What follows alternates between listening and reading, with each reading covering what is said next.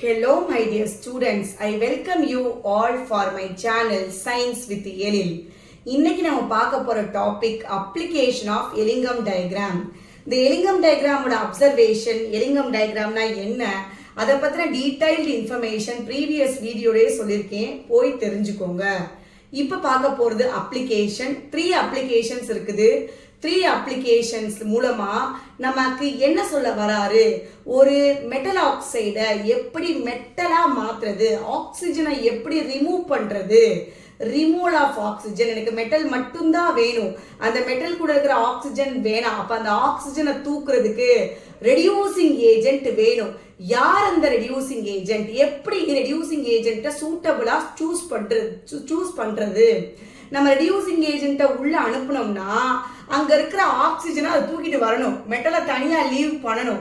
அப்படி ஸ்ட்ராங்கான ஆள் தான் உள்ள அனுப்புறோமா, ஆக்சிஜனை பிரிச்சு கொண்ட அளவுக்கு அந்த ரெடியூசிங் ஏஜென்ட்டுக்கு ஸ்ட்ராங்னஸ் இருக்கா, இல்ல அது அங்க உள்ள மெட்டல் கூட தோத்து போச்சா, அந்த ஆக்சிஜன் மெட்டலோட தான் இருக்க நினைக்குது, வந்த ரெடியூசிங் ஏஜென்ட்டோட இருக்க நினைக்கலையா, இது எல்லாத்துக்கும் நமக்கு ஆன்சர் இந்த அப்ளிகேஷன் ஆஃப் எலிங்கம் டயக்ராம் மூலமா நமக்கு தெரியும்.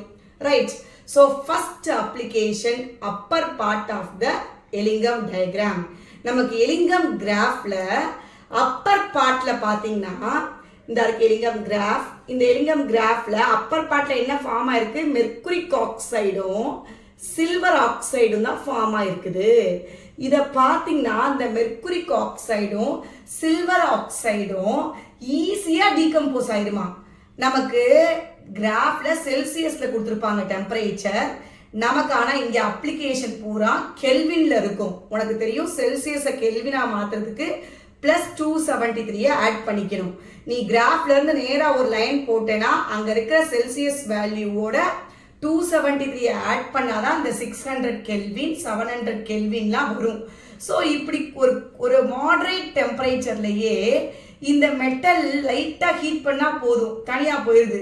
யார் தனியா போயிருது, ஆக்சிஜன் தனியா, மெட்டல் தனியா வந்துருது.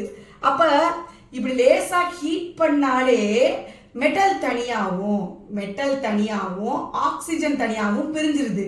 இன் கேஸ் ஆஃப் எந்தெந்த ஆக்சைடு, சில்வர் ஆக்சைடும் மெர்க்குரிக் ஆக்சைடும். அப்ப இவங்கெல்லாம் ஜஸ்ட் ஹீட் பண்ணா போதும். 600 to 700 கெல்வின் டெம்பரேச்சர்ல நமக்கு என்ன தேவையில்லை, ரெடியூசிங் ஏஜென்ட்டே தேவையில்லை, ஜஸ்ட் ஹீட் பண்ணாலே இவங்க பிரிஞ்சு ஆக்சிஜன் வெளியே ஓடி போயிரும், மெட்டல் மட்டும் நமக்கு தனியா கிடைச்சிரும்.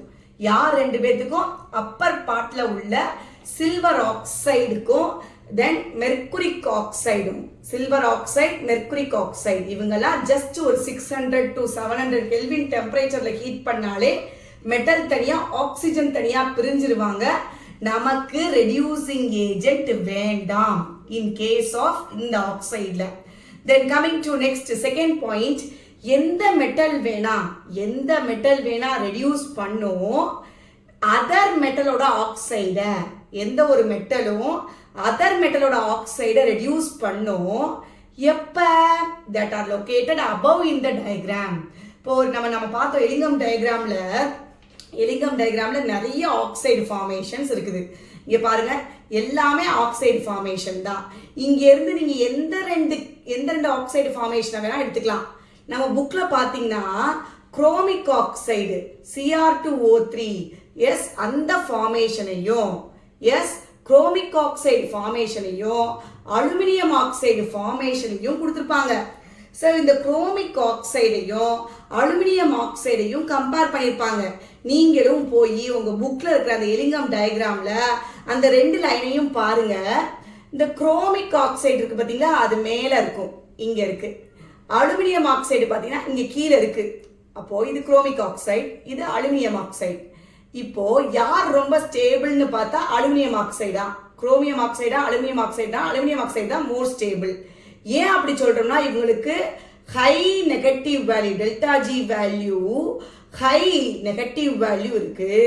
அப்ப இவன் தான் ரொம்ப ஸ்டேபிள். மேல போக போக ஸ்டெபிலிட்டி குறைஞ்சிரும். பாசிட்டிவ் போயிட்டோம்னா டெல்டா ஜி பாசிட்டிவ் ஆயிடுச்சுன்னா அதுதான் லெஸ் ஸ்டேபிள், அதுவாகவே பிரிஞ்சிடும், மெட்டல் தனியா ஆக்சிஜன் தனியா. ஸோ அலுமினியத்தையும் அலுமினியம் ஆக்சைடையும் குரோமியம் ஆக்சைடையும் நம்ம பார்த்தோம்னா அலுமினியம் ஆக்சைடு தான் மோர் ஸ்டேபிள். அப்போ இந்த அலுமினியம் மெட்டல் இருக்கு பாத்தீங்களா, இது இந்த குரோமியம் ஆக்சைடை ரெடியூஸ் பண்ணும். அதான் கீழே இருக்கிற மெட்டல் மேல இருக்கிற மெட்டல் ஆக்சைடை மெட்டலா ரெடியூஸ் பண்ணும்.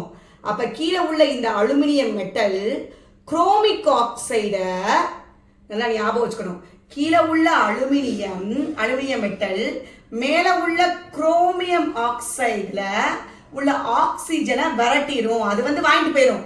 ஏன்னா இந்த அலுமினியத்தோட ஆக்சிஜன் இருந்தா ரொம்ப ஸ்டேபிள் குரோமியத்திட்ட இருக்கிறத விட. ஸோ ஈஸியா இந்த குரோமியத்திட்ட இருந்து ஆக்சிஜன் லீவ் ஆகி அலுமினியத்தோட போயிடும், குரோமியத்தை தனியா விட்டுரும். அப்போ நம்ம ஈஸியா இந்த குரோமியம் ஆக்சைடை ரெடியூஸ் பண்ணிட்டோம் using the reducing agent aluminium. ஆனா இதே அலுமினியம் ஆக்சைடை குரோமியம் ரெடியூஸ் பண்ணுமான்னு கேட்டா பண்ணாது. ஏன்னா ஸ்டெபிலிட்டி யாருக்கு தான் அதிகம்? அலுமினியம் ஆக்சைடுக்கு தான் அதிகம். இப்ப அலுமினியம் ரொம்ப ஸ்டேபிளா இருக்கு, இந்த ஆக்சிஜனோட அலுமினியம் ஆக்சைடு. இந்த ஆக்சிஜன் அது கொடுத்துட்டா அதுட்ட போய் லெஸ் ஸ்டேபிள் ஆயிரும் குரோமிக் ஆக்சைடு ஃபார்மேஷன்ல. அப்ப அப்படி நடக்காது.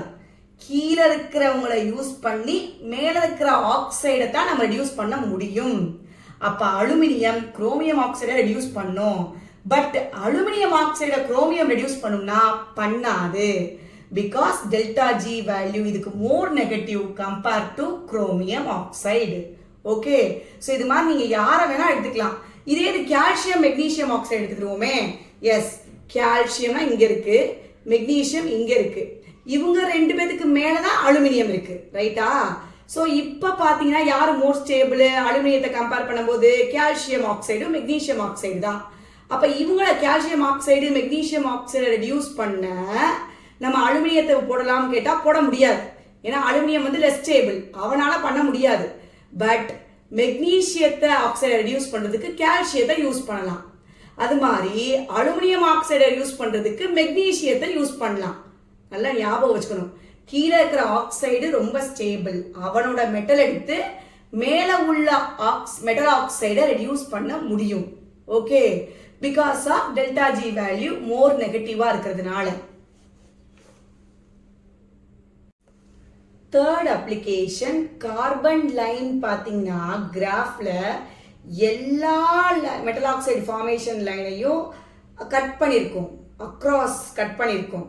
நீங்க உங்க புக்ல பாத்தீங்கன்னா நல்லா தெரியும். அந்த கிராஃப்ல கார்பன் எல்லா மெட்டல் ஆக்சைடு ஃபார்மேஷனையும் கட் பண்ணியிருக்கோம். அப்ப அதுல இருந்து தெரிஞ்சுக்கலாம் கார்பனை நம்ம மோஸ்ட் ஆஃப் த மெட்டல் ஆக்சைடுக்கு ரெடியூசிங் ஏஜென்ட்டா யூஸ் பண்ணலாம் அப்படின்றத நம்ம தெரிஞ்சுக்கலாம். ஸோ கிராஃப்ல பாத்தீங்கன்னா உங்களுக்கு தெரியும், கார்பன் பாத்தீங்கன்னா கார்பனோட லைனு. இந்த carbon line most of the metal oxide formation லைனை கட் பண்ணி தான் கிராஸ் பண்ணுது. அப்ப கார்பனை மோஸ்ட் ஆஃப் த மெட்டல் ஆக்சைடுக்கு ரெடியூசிங் ஏஜென்ட்டா யூஸ் பண்ணலாம்னு சொல்றாரு. இதான் ஃபர்ஸ்ட், நான் தேர்ட்ல ஃபர்ஸ்ட் எழுதியிருக்கிற பாயிண்ட் கூடிய அர்த்தம். Since carbon line cuts all the metal oxide formation in the graph, carbon என்னவா செய்யலாம்? நம்ம ரெடியூசிங் ஏஜென்ட்டா யூஸ் பண்ணலாம் எல்லா மெட்டல் ஆக்சைடுக்கும். நெக்ஸ்ட் ஒரு ரெண்டு பேர் எடுத்துக்க போறோம். ஒன்னு அயன் ஆக்சைடு, இன்னொன்னு கார்பன் மோனாக்சைடு. இவங்க ரெண்டு பேரும் எந்த இடத்துல இன்டர்செக்ட் ஆவாங்கன்னா அரௌண்ட் 1000 கெல்வின்ல இன்டர்செக்ட் ஆவாங்க. நம்ம கிராஃப்ல செல்சியஸ்ல தான் இருக்கு. 700 கிட்ட ரெண்டு பேரும் இன்டர்செக்ட் ஒன்னோட ஒன்னு மோதிப்பாங்க. நீ கரெக்டா பார்த்தீங்கன்னா யாரு FeO ஃபார்மேஷனும் இந்த கார்பன் மோனாக்சைடும், FeO கார்பன் மோனாக்சைடு அகைன் இந்த இடத்துல பாத்தீங்கன்னா மோதிப்பாங்க. அங்க 700 டிகிரி செல்சியஸ்க்கு பக்கத்துல இருக்கும். நம்ம 700 சம்திங் அந்த மாதிரி இருக்கும். நம்ம 273 ஆட் பண்ணும்போது அரௌண்ட் ஒரு 1000 கெல்வின்ல FeOவும் COவும் இன்டர்செக்ட் ஆகுது. இப்படி பார்க்கும்போது இதுக்கப்புறம் கீழே யார் ஆயிருவா? இன்டர்செக்ட் ஆனதுக்கு அப்புறம் கீழே கார்பன் லைன் வந்துடும், மேல அயன் ஆக்சைடு லைன் வந்துடும். அப்போ இன்டர்செக்ட் ஆகுறதுக்கு முன்னாடி வரையும், அதாவது அந்த 1000 கெல்வின் ரீச் ஆனதுக்கு அப்புறம் தான் FeO மேல வந்துருச்சு, கார்பன் லைன் கீழே வந்துருச்சு.